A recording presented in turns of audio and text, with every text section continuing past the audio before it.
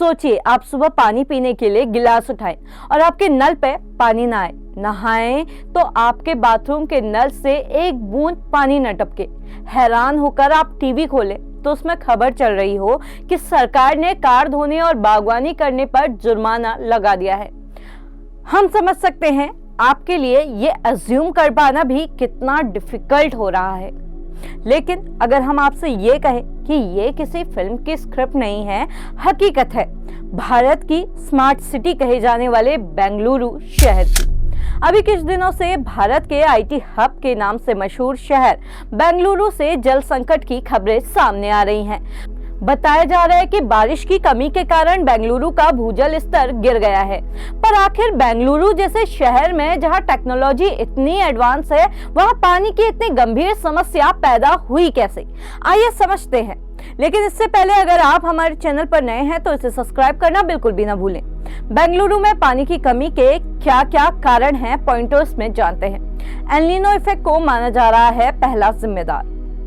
बीते कुछ सालों से एल नीनो इफेक्ट की वजह से सारे देश का मानसून प्रभावित हुआ है और एल नीनो ने अपना प्रभाव बेंगलुरु के मानसून वर्षा पर भी डाला है, जहां इस साल बेंगलुरु में 50% वर्षा में कमी दर्ज की गई है, जिस वजह से सिलिकॉन सिटी का प्राथमिक जल स्रोत कावेरी नदी बेसिन का जल स्तर कम हो गया है। आपको बता दें कि ये कावेरी नदी बेंगलुरु में करीब 170 करोड़ लीटर पानी सप्लाई करती है। कर्नाटक राज्य प्राकृतिक आपदा प्रबंधन केंद्र के मुताबिक साल 2024 के शुरुआती महीनों में बेंगलुरु के जलाशयों में भी जल स्तर में कमी देखी गई है। बोरवेल का दोहन इसका दूसरा कारण है। बेंगलुरु के डेवलप होने के साथ साथ यहाँ कंक्रीट का जाल फैलता गया और पानी के नेचुरल सोर्स माने जाने वाले बोरवेल भी इस डेवलपमेंट की भेंट चढ़ गए। इसी के साथ कंक्रीट का जाल यहाँ ऐसा फैला कि बरसात के पानी को जमीन के अंदर जाने की जगह ही नहीं मिली। इस कारण यहाँ का ग्राउंड वाटर भी रिचार्ज नहीं हो पाया।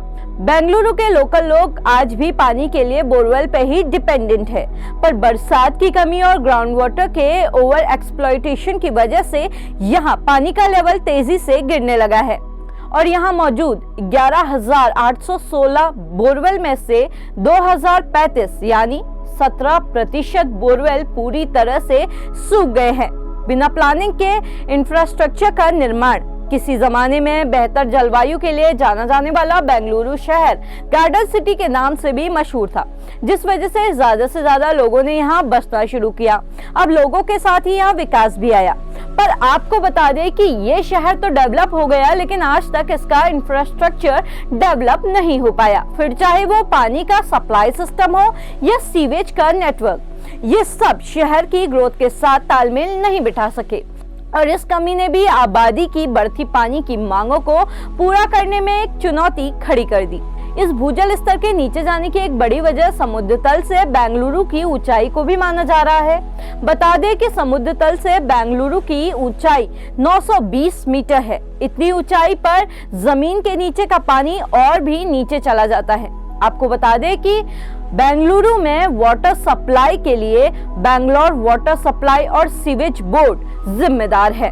इस बोर्ड के अध्यक्ष डॉक्टर वी राम प्रसाद मनोहर के मुताबिक बेंगलुरु शहर के निवासियों के लिए 2100 मिलीलीटर पानी की आवश्यकता है और प्रतिदिन 1450 पानी पंप किया जा रहा है। इसके अलावा 110 गांवों में पानी उपलब्ध कराने का काम भी चल रहा है। साफ पानी की कमी को ध्यान में रखते हुए कर्नाटक सरकार भी अब सख्ती पर आ गई है। सरकार ने कार धोने, बागवानी करने, भवन निर्माण, सड़क निर्माण या रख रखाव के लिए साफ पीने के पानी के इस्तेमाल पर रोक लगा दी है और आदेश जारी किया है कि अगर कोई ऐसा करते हुए पकड़ा गया तो उसे 5,000 रुपए जुर्माना देना पड़ेगा। आपको बता दें कि बेंगलुरु की आबादी 1 करोड़ 40 लाख के आसपास है और यहाँ पानी की खपत 260 से 280 करोड़ लीटर प्रतिदिन है। हालांकि अब की बात की जाए तो फिलहाल बेंगलुरु में सिर्फ और सिर्फ 100 से 120 करोड़ लीटर ही पानी सप्लाई हो पा रहा है, तो जो रोजाना की खपत का बिल्कुल आधा है और जो पानी बेंगलुरु वासियों को मिल रहा है वो नहाने योग्य भी नहीं है।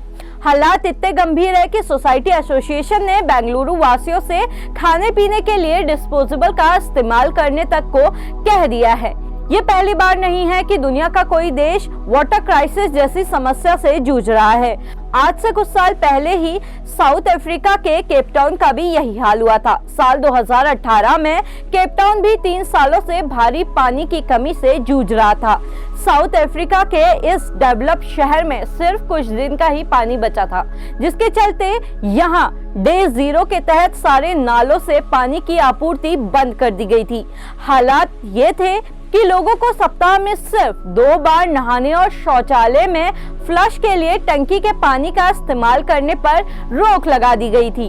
और उस समय भी चीख चीख कर ये कहा जा रहा था कि भारत जैसे देशों को केप टाउन से सीख लेने की जरूरत है। लेकिन अफसोस, इन सारी हिदायतों को उस समय दरकिनार कर दिया गया और आज इसके हालात भारत भुगत ही रहा है। अक्सर हम वाटर क्राइसिस की बातों पर लोगों से ये कहते सुनते हैं कि 3rd वर्ल्ड वॉर पानी की कमी की वजह से ही होने वाली है। दुनिया में दिन पर दिन घटते पानी के स्तर से ये कहीं ना कहीं साबित होता भी दिखाई दे रहा है। अब सवाल ये है कि हम विकास के लिए अपने पर्यावरण का और कितना नुकसान करेंगे। अगर इतने सब के बाद भी हम हमारे पर्यावरण के लिए चिंतित नहीं हुए तो आगे हमें इस विकास की क्या कीमत चुकानी पड़ सकती है। आप देख रहे थे खबर उत्तराखंड। अगर आप हमें फेसबुक पर देख रहे हैं तो हमारे पेज को फॉलो करना बिल्कुल भी ना भूलें। अगर आप हमें यूट्यूब पे देख रहे हैं तो हमारे चैनल को लाइक, शेयर और सब्सक्राइब जरूर करें।